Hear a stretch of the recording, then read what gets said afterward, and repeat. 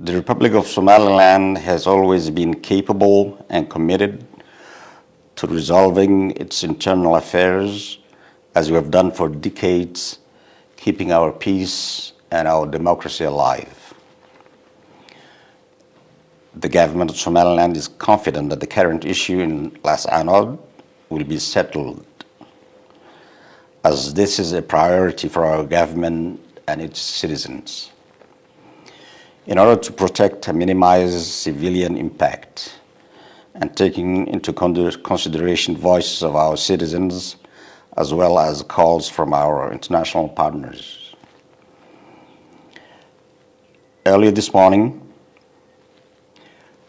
the National Army of the Republic of Somaliland retreated from the front lines to the designated military bases.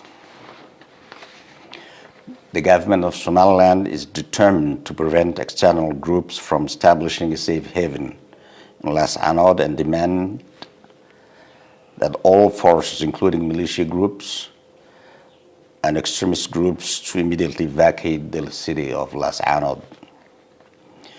The National Army maintains restraints.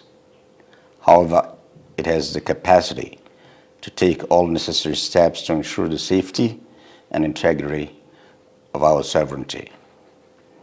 The government of Somaliland, of the Republic of Somaliland, once again reiterates that to our citizens and international partners our continuous commitment to uphold the unilateral ceasefire called on February 10th, 2023, and the ongoing peace efforts initiated by the President of Somaliland.